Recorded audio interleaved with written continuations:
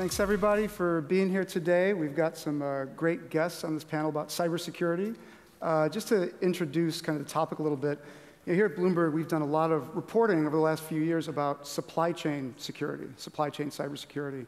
And on stage with us, we have some of the world's experts in certain aspects of this topic. So what we wanted to talk about today was specifically software supply chain security. Now, you might see some statistics we'll throw on the board about how cybersecurity spending is as high as it's ever been. It's growing at a really fast rate. It's one of the fastest growing areas of technology. But one of the things we've learned through our reporting is that there's an area of cybersecurity, which is supply chain security, which is one of the hardest problems to solve.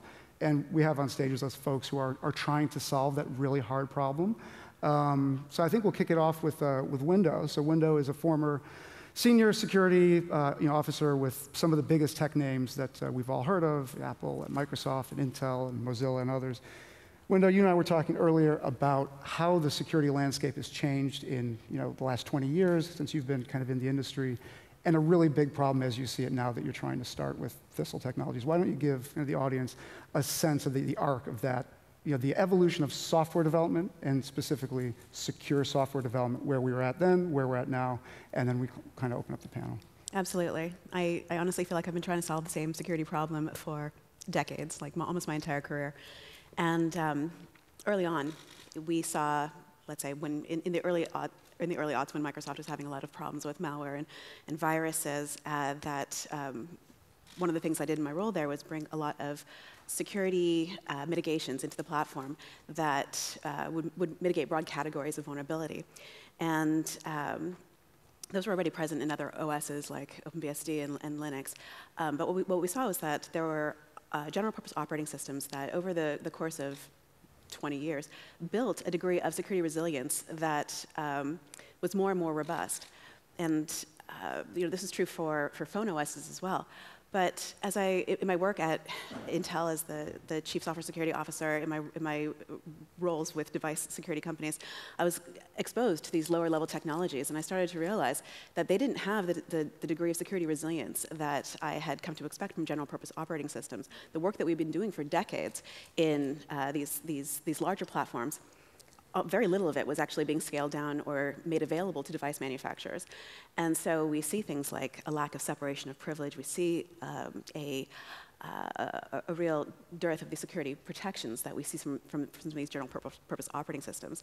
So the problem that we're trying to solve at Thistle Technologies is the fact that for the development environments that are trying to build these security mechanisms into these devices, they end up reinventing the wheel in all these different places, and to two different degrees of security resilience, which is inappropriate for the threats that they're up against today, and really insufficient for the kinds of threats they're going to be faced with over the course of their lifespan, because these devices persist in place for 10, 20 years, even more. If it's a car, it's going to be on the road for probably 20 plus years. If it's in industrial manufacturing, that component could be in place for decades as well. So really seeing that we're not going to be able to catch up. We don't have 20 years to catch up against the threats that we're dealing with today, let alone what we need to be resilient against for the future. So what I'm doing is taking the security work that we've done for general purpose operating systems and making it available to the software developers who are working on these devices, so they don't have to reinvent the wheel in every different development environment, and they can kind of leapfrog into a modern security posture by incorporating these kinds of technologies into their product. You'd mentioned it's kind of like what's interesting to me is it's kind of like going back to the future in some ways, which is the phones that we use, the laptops we use, they're all much more secure now than they were, let's say, 20 years ago. But now we have these really powerful computers coming onto networks, whether they're smartwatch, whether they are industrial machine, whether it's a surgical robot, that are essentially kind of at the level of security that our operating systems were 20 years ago. And I wanted to go to Renaud. So Renaud is founder and CEO of a company called Synacktiv, which is a French offensive security company. So his job, and he can explain it better than I can, is companies hire his firm to hack into their devices, to look for security vulnerabilities. And Renaud and I were having a conversation earlier where sometimes they will go in to a device and they will hack the device and they'll look for vulnerabilities to fix them. And the number of times that you'll go in and the software that's in there is almost exclusively not made by that vendor. Can you talk about this 1% and 99% issue? Because this gets us to this issue of supply chain security, open source software, which everybody uses. I think it's used a lot more than we might expect, and Renaud has some good statistics about what does that look like when you're ripping apart these devices, you're hacking them to figure out the vulnerabilities. How much of it actually comes from places that are not from the actual device maker? Yes, thank you, Jordan. So the job of my company is actually to assess the cybersecurity of networks and systems. And so we are in a quite unique position to actually look under the hood and to understand actually how it is built and what is in there, and on which systems and libraries and software and frameworks it relies. And what we have noticed over the last 20 years is that, of course, the technology, the IT system have become more and more complex. It may look obvious, but probably many people have missed that because the user interface and the configuration panels are getting easier and easier. All the complexity is actually being hidden from the user, and from the user perspective, everything is getting easier, but under the hood, it's actually getting more and more complex. So now everyone is just building on top of layers and layers of frameworks, proprietary or open source softwares. Sometimes you don't even know where it comes from anymore. The open source project is quite abundant, but it's still used somewhere. And it happens more and more often than the customer is actually asking us to review the security of its product. And when you look at this code base, you may have maybe 1% of the code base which is actually written by the customers, and 99% is, in a way, supply chain. It's a library, it's code written by someone else. And of course, it's very difficult for them to ensure that these 99% are secure. It is their responsibility, but it gets quite complex to understand the code written by someone else and to actually make sure it's secure.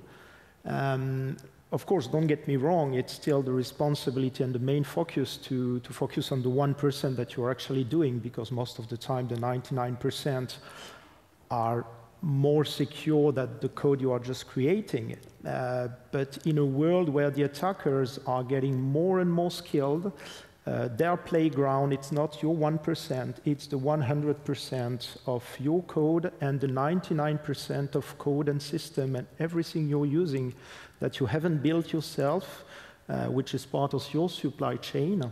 And today, it's actually where we find a lot of the vulnerabilities that we use to compromise the security of the system of our customers. And a very recent example, my team actually took part in a competition which is called Pawn to Own, which is organized every year. And we succeed to hack the Tesla car via the Wi-Fi mechanism, the Wi-Fi connection. I can't talk too much about the details of the vulnerability, but it will be released actually in October during a security conference. And the vulnerability was actually located in a Wi-Fi monitoring open source library written by Intel. And I'm pretty sure that the Tesla security team, which is quite good, had a look at these devices, had a look at the code. But still, it wasn't in their code, the vulnerability. It was actually in the providers, in the supply chain, open source system they are using. And no, it's great. And they actually won that competition, which is a very famous hacking competition called Pawn to Own. And Howard, so before Howard was at IBM, he was Chief Technology Officer for Bank of America. And another aspect of this problem that we discussed earlier, which is, you were describing to me, and I'm hoping you can relay this to the audience, the number of small fintech companies that will be involved in what would otherwise be an ordinary transaction online, like transferring money from a bank to a bank. You click a button, you expect it to go through. What's happening behind the scenes to get to this idea of software supply chain and security, and Howard can speak to this, is you'll have dozens and dozens of tiny companies running small checks on that transaction. Let's call it anti-money laundering. Let's call it verification of credit scores, things like that. So why don't you talk a little bit about the complexity of a very simple transaction like transferring money and how many potential points of failure there are within that software supply chain, because it's a lot of them. And what I would absolutely say is this is not related to Bank of America Merrill Lynch. This is kind of a general observation as to what's happening with software. So as Renaud's mentioned, 99% of code base actually is taken from libraries of open source and embedded into the functions that you're doing, because many business processes are very similar, so therefore why write new lines of code? But increasingly, as IT professionals within organizations, as you think about your business process transformation, you're no longer in the business of having hordes of developers write lines of code that then you have to maintain. You will embed small software companies. If it's in financial services, it will be fintechs, but there's many other similar types of companies that orbit around other industries to service that. So if you then think about a business process like account opening, credit scores, and so on and so forth, your ecosystem of third parties is very, very large. Now, in a digital context, it's sometimes difficult to conceptualize that, but a good analogy would be to simply think of a machine with a series of cogs. And if one of those cogs is corrupted, no matter how small, it can actually corrupt the whole business process and cause problems.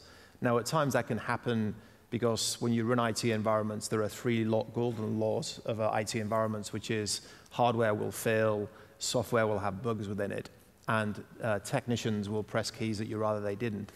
But there's also a fourth dimension, which is then when a bad actor causes an issue with that component.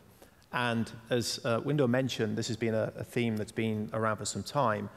But with the advent of a thing called software as a service, which is probably around 10 years old in terms of gathering ahead of steam, and in that context, think of companies like Salesforce and so on, you have software that is piped to you as a company, and you consume it through a screen. But what you don't have is the same degree of controls in terms of how that software is written and the platforms on which it runs. And this is the notion of third and fourth party risk. There was a recent discussion document distributed by the Treasury in the United Kingdom on this piece, and papers by other regulators around the world. Third party being the software vendor that's delivering capability to you, and fourth party being the infrastructure on which it sits, which very often can be opaque to the consumer of that. And that's different from the old model where you would buy software, you would install it into your data centers, and it would have the control frameworks to ensure that you felt comfortable that you're in the right level of adherence. So we've moved to a situation where we've got a very fragmented supply chain and more opacity. It's more difficult to actually peer into these environments to understand where your risk is. But the important point within this is to not go too far on the risk side. It's important to also understand how you can continue to embrace innovation, but be very eyes wide open, because the issue with risk is, as a species, we will suffer more in our imaginations than we will in reality, and therefore we can come up with a lot more demons than do exist in reality. But the issue is that if a cybersecurity issue arises, then it can be a catastrophic event to any enterprise or actual industry. So getting that balance right in terms of the controls and the actual innovation is really important. And that's what led me from financial services to IBM, because we had built a platform that has those controls built in from the outset. We could see these issues around third and fourth party risk before white papers had been written and so on. And we feel it's the obligation of the platform owner to take those risks away. And to the previous speaker, Will Hayter, to then create environments that small companies that couldn't actually manage it themselves be able to actually prosper in these marketplaces as opposed to actually diminish. And one of the things that can happen, to Howard's point, is if one of those software as a service providers, let's say, gets ransomware and their network goes down, and you depend on them to do something like anti-money laundering checks on a transaction, to use that example, you have to have something in place. Like, that becomes a risk to your business, and that is absolutely a supply chain risk, because now what do? You need this function. Maybe that stops working. Maybe it's credit reports or credit scores on home mortgage applications. Say that those scores stop coming in because the home mortgage provider gets ransomware.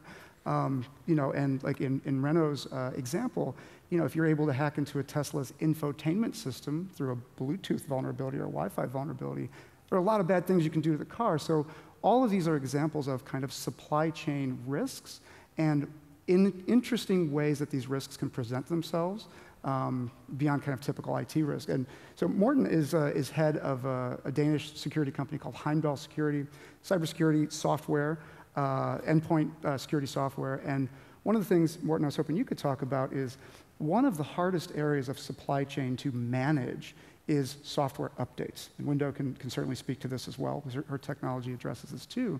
It's you expect that the update that's coming from a legitimate source is itself legitimate. How much work would you reasonably expect a customer to do to inspect it and pull it apart to see, as in the case of SolarWinds, the attack from last year, where a legitimate technology company's update mechanism was compromised and malware was inserted in it?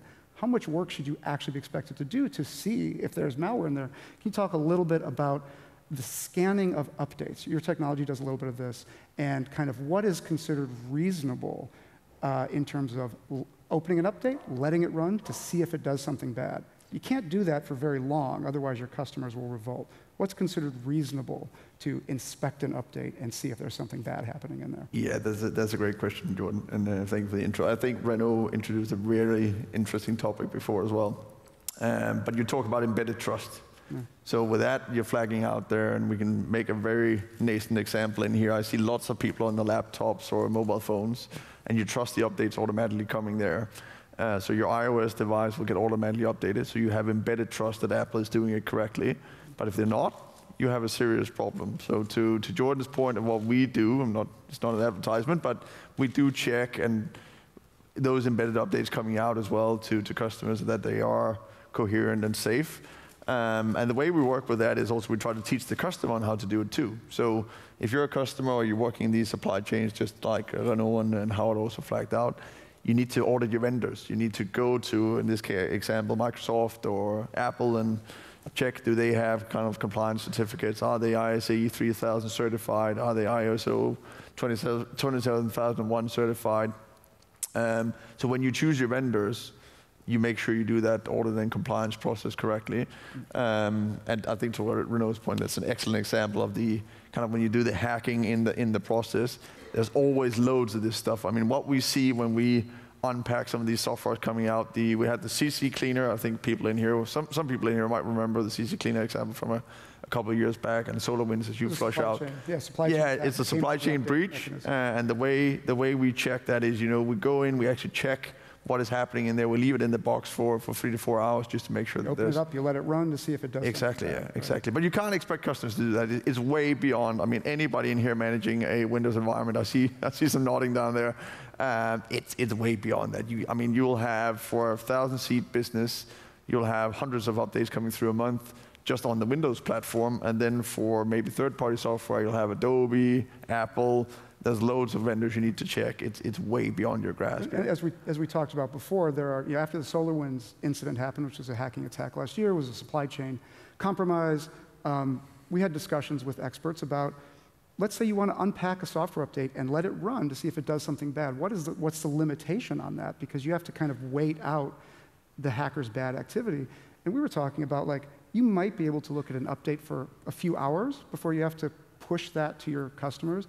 It's not a lot of time. That's still a lot of, there's a lot of room in there. If you wait, let's say, 5 or 6 hours, if you're the hacker, you can still get bad stuff through. I mean, Window, from your perspective, you guys are working on technology also that looks to secure the software update mechanism. One of the hardest things I have to get my head around is, again, this idea of if a software update comes from the place I'm expecting it to, and it's signed, it's cryptographically signed by the place I'm expecting it to come from, how do we prevent malware from being inserted into that? Like, at some point, customers are just going to say, I have to just click the update because, I've done all the checks I'm supposed to. What's your view? How do you think we should approach thinking about that problem? You have to design your infrastructure and your devices with the expectation that there is going to be compromise. And so, if a attacker inserts malware into an update process and it's legitimately signed in a way that the device recognizes as coming from the appropriate source, then that device is going to be compromised. But the real question is, what does it mean for the rest of your organization? Is this installed on every single device in the organization? And and for the types of the devices, do they have access to everything? Do they have access to a limited reign in your infrastructure? What kind of data does it compromise? Are you able to figure that out quickly? Are you able to get back to a known good state quickly? Right? You have to design all of your mechanisms with the expectation that any one of them can be compromised. And so compartmentalization and high confidence segregation are strategies that have worked in security context from the very beginning. And these are the kinds of mechanisms that you can actually develop a high degree of confidence in. Additionally, knowing that you have a plan in place for how to evaluate the full extent of a compromise, for having a plan in place in terms of how to communicate it to the people who are impacted, whether that's your customers, your partners, your employees, the folks whose personal data you may be holding, and I hope you're holding less of it today than you were maybe a few years ago, knowing that compromise is a real possibility for your infrastructure, and that if you have less data, then you have less exposure in terms of the work that you were supposed to be a custodian of. So all of these strategies help you respond better when you expect the worst case scenario. The growing complexity is something that we can't easily constrain. So if you are accepting that we're going to incorporate more technologies into our environment, and those technologies are going to come with a bunch of technologies along with them, and the supply chain is going to be very difficult to fully understand in your environment, then you have to operate with the expectation that any one of those components can fail.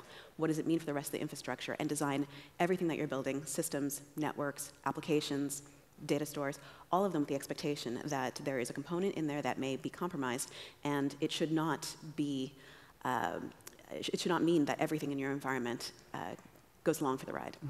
And Howard, you were mentioning this earlier in our conversation as well. Like, what is kind of considered best practice for? You've got a large customer, they come to you and they describe the problem we talked about before. You've got 50 organizations feeding data into a process. Let's use a bank process, for example. One of them gets ransomware. They can no longer transmit that data. They can no longer receive data. And ransomware, of course, is one of the biggest problems now in security. What's considered best practice for mitigating that supply chain problem? Do you stop processing the transaction, or?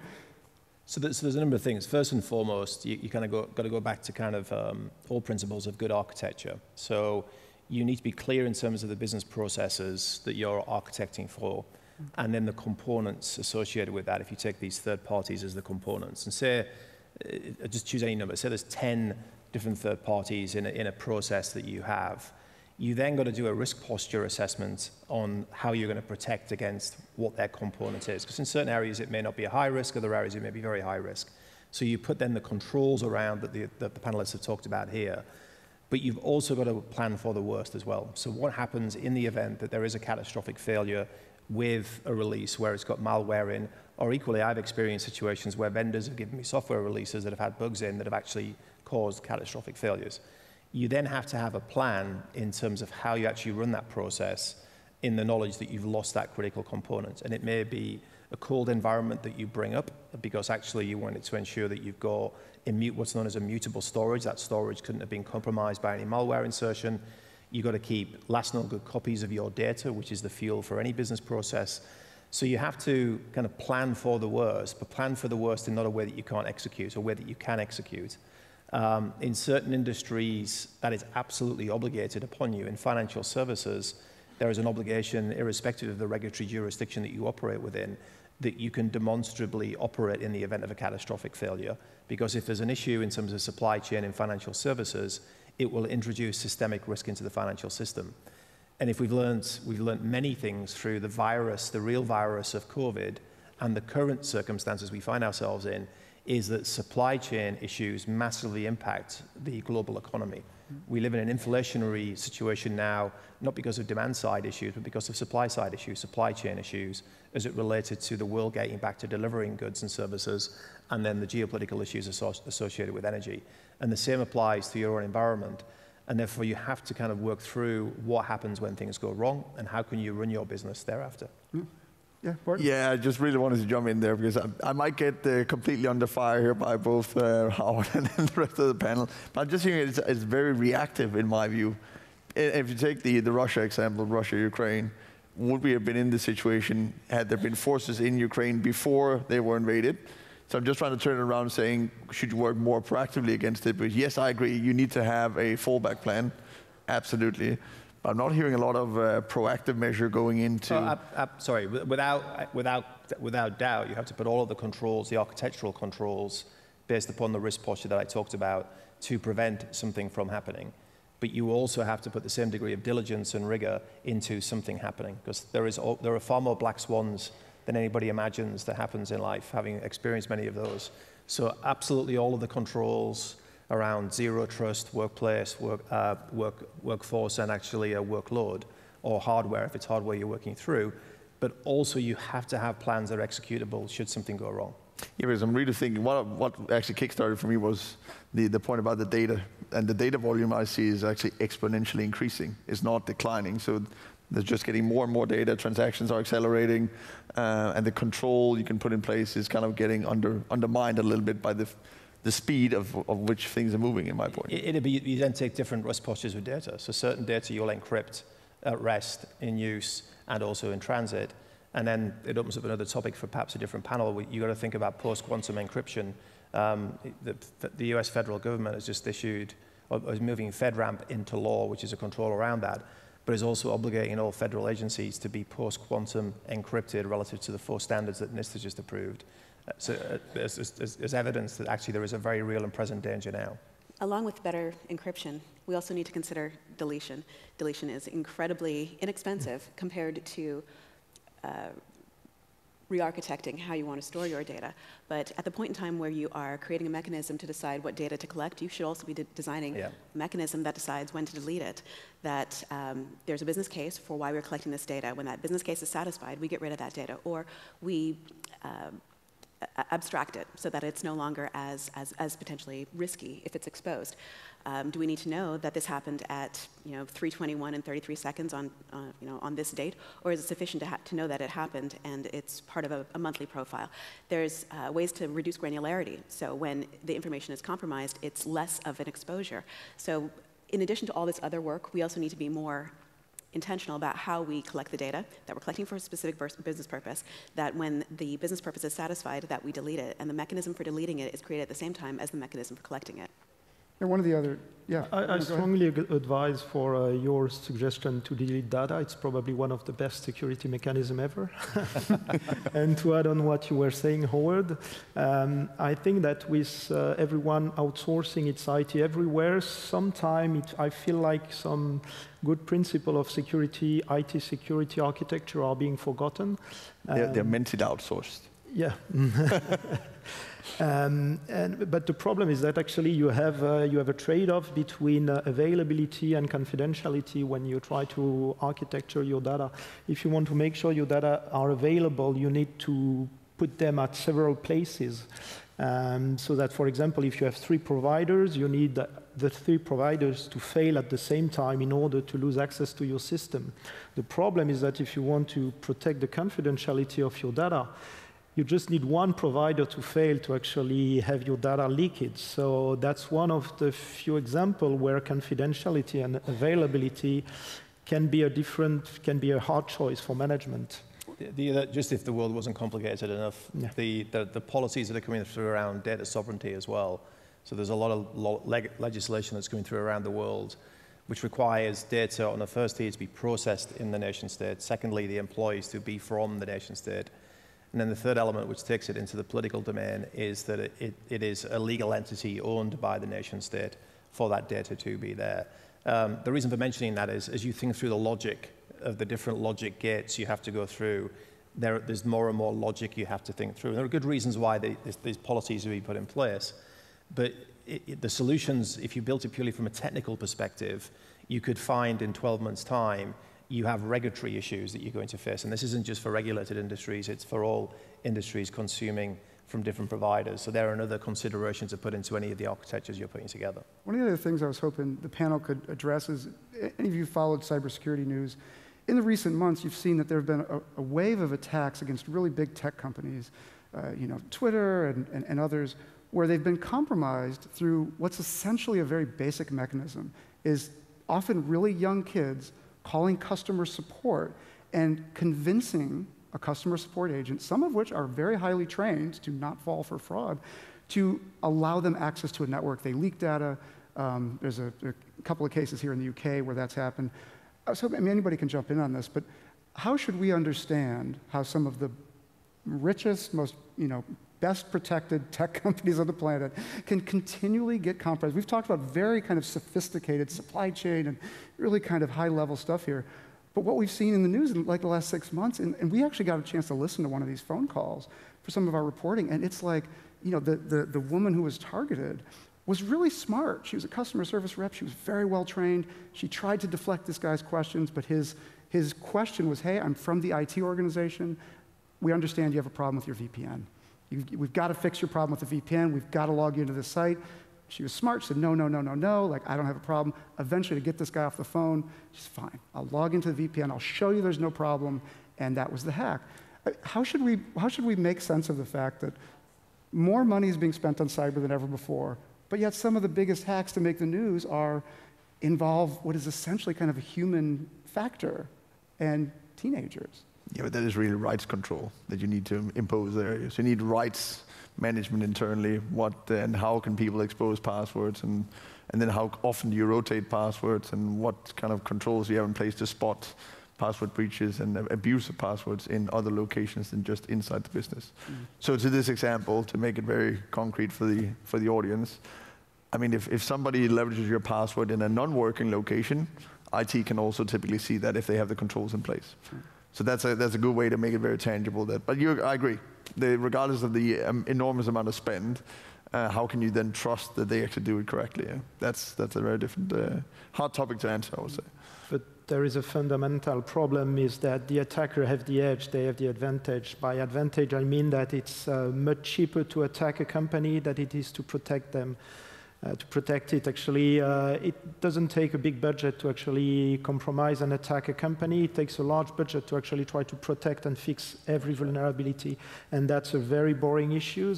And we have seen in the recent time, for example, ransomware gangs. Now, some of them, it's about 50, 100 people. So it's still quite a good team, sometimes much bigger than the IT crew of a standard company.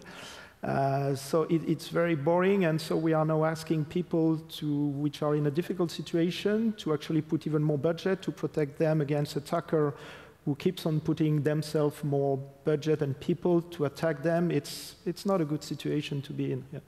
Yeah, it's basically a marketing machine you're up against. Yeah, yeah, but it is. There's a set business model for threat actors around this, where they will get a smaller group that will give the sophisticated attack software, other groups that are lower in the hierarchy, 100 people, 200 people that will do the threat. And to give you an idea as to kind of how kind of indiscriminate it is, very often when a hacker breaks into a computer, they don't even know which company they've got into. They then actually get lateral movement and try and extract some data to figure out where they are. Once they've figured out which company they've hacked into, they then know who they can send the ransom note to and get the Bitcoin transfer. So it is a business entity, it's a business machine to actually do this, to extract ransomware from companies, and it's operating at that scale because of the monies that can be retrieved. So the key elements, in addition to when things go wrong, is how you prevent as well. And the human dimension is always a key threat because the basic human need is the help. And if somebody's asking for help, you lean into that. So it's how you train people. And the point that Window mentioned is really important, is how you actually segment your environment, so that if there is a point of insertion, that insertion is only in a small enclave as opposed to across the entire environment. Yeah, like the LastPass hack, where luckily they didn't get the password, but it's a good example that if you kind of narrow down the environment, you can at least control the damage limitation. Yeah. One last topic I wanted to address before we run out of time, and again, anybody can kind of jump in.